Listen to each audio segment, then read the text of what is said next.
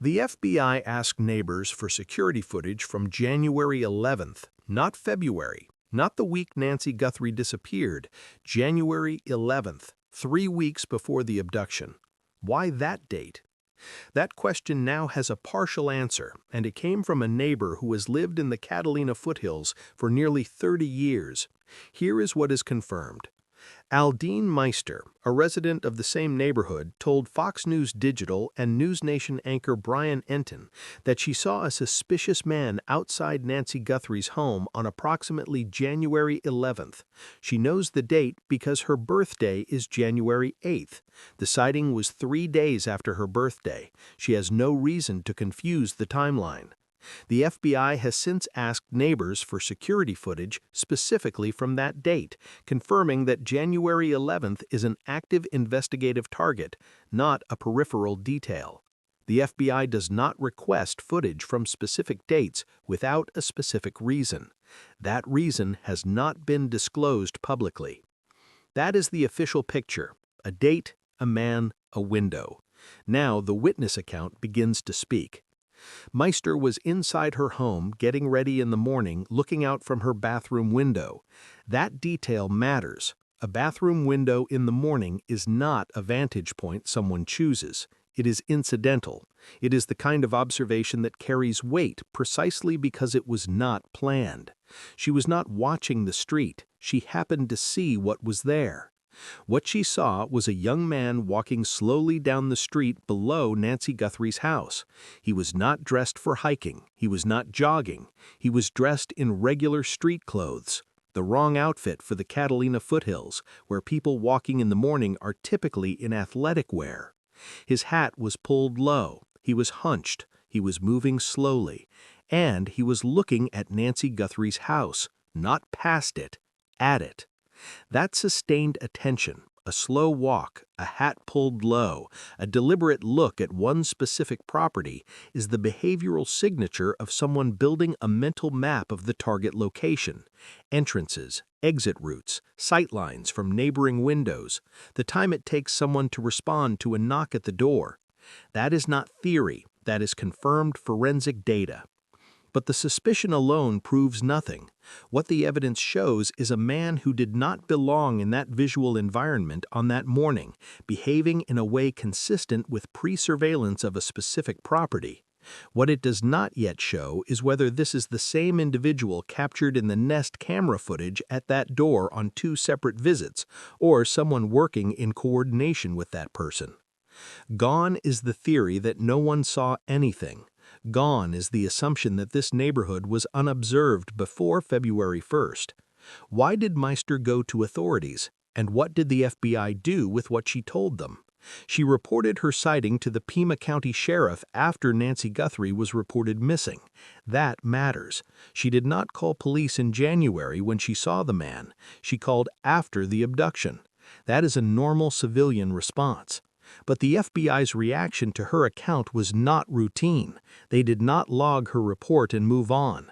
They identified a specific date, January 11th, and began requesting security camera footage from multiple neighbors for that morning. That is a targeted investigative action. That is confirmation that the FBI believes something happened on that specific morning that is worth investigating forensically.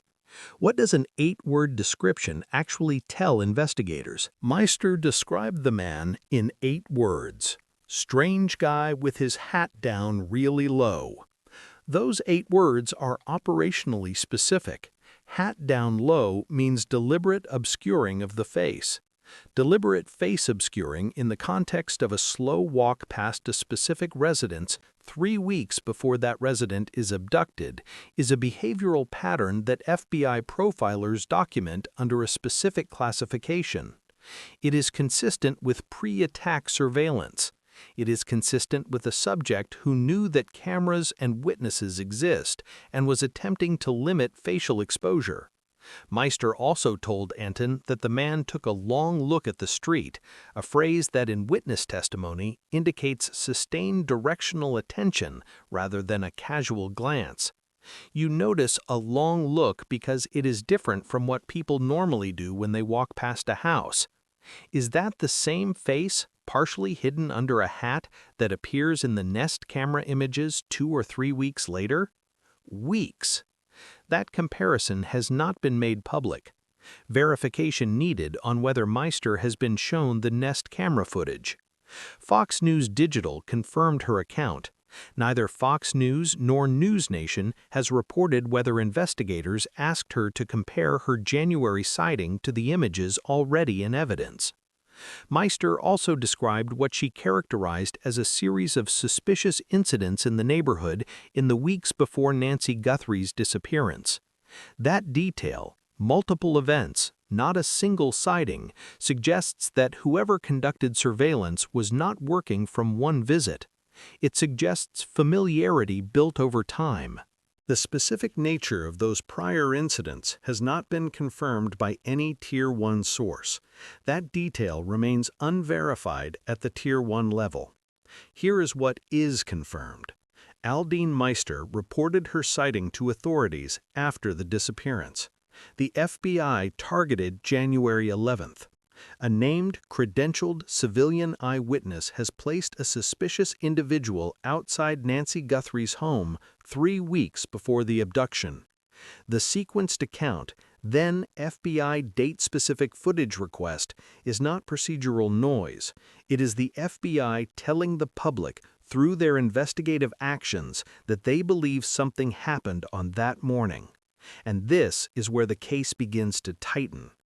The January 11th sighting does not exist in isolation. It sits inside a documented timeline that includes a first Nest camera visit with no backpack, a second Nest camera visit with a backpack and a walkie-talkie, and an abduction on February 1st. If January 11th is the date of the first Nest camera visit, investigators have a potential witness to that surveillance approach who did not know what she was watching at the time. If January 11th precedes both Nest camera visits, it expands the reconnaissance window further, placing a suspicious individual in that neighborhood even earlier than the footage already confirms. In either case, the reconnaissance footprint is larger than the Nest footage alone suggested. One camera, one door. That was the documented perimeter of pre-attack surveillance until Aldine Meister spoke to Brian Entin. Which scenario does the FBI currently believe? That answer has not been confirmed publicly. Verification needed on whether January 11th corresponds to either of the 2 Nest camera dates already in evidence. The FBI has the footage. The FBI has Meister's account. Whether those 2 pieces of evidence described the same morning has not been officially confirmed by any official source. Here is what is confirmed. Day 38 of the Nancy Guthrie investigation. A named eyewitness has placed a suspicious man outside that home 3 weeks before the abduction. The FBI has actively targeted that specific date for neighborhood footage collection. No arrest, no named suspect, no confirmed location. Hat down low, moving slowly, looking at her house. 3 weeks before she was gone. The neighbor's account does not identify the suspect, but it does something operationally significant. It extends the documented timeline of pre-attack surveillance. The Nest camera established 2 visits to that door. Aldine Meister has potentially established a 3rd data point, street level, before the camera visits, on a morning she can date with confidence.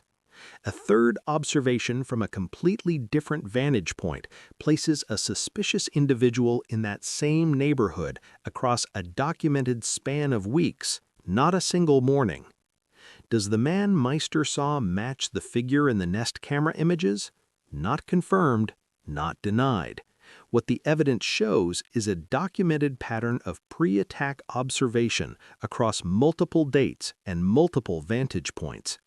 What it does not yet show is whether those observations were made by one person or several, and whether Aldine Meister looked out her bathroom window at the same man who later knocked on Nancy Guthrie's door.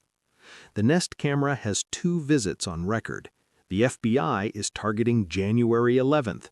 A neighbor stood at her window on a morning she remembers because of her birthday. And somewhere in a neighborhood security archive, in a forensic comparison of gait and clothing, in a conversation between the FBI and Aldine Meister that has not been publicly disclosed, there may be an answer to whether she saw the suspect before the suspect knew he was being watched.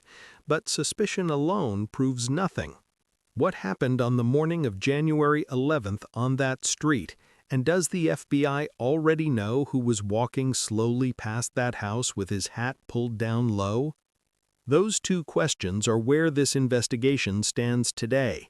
One may already have an answer inside the sealed federal case file. The other may be the thread that connects a 30-year resident's bathroom window to the Nest camera footage to the abduction of Nancy Guthrie on February 1st. Neither has been officially confirmed. Neither has been officially denied. What is documented is the pattern: a man on a street, a hat pulled low, a long look at a house. 3 weeks before the woman inside disappeared, the neighbor saw him. The FBI believes it matters. The investigation has not yet said.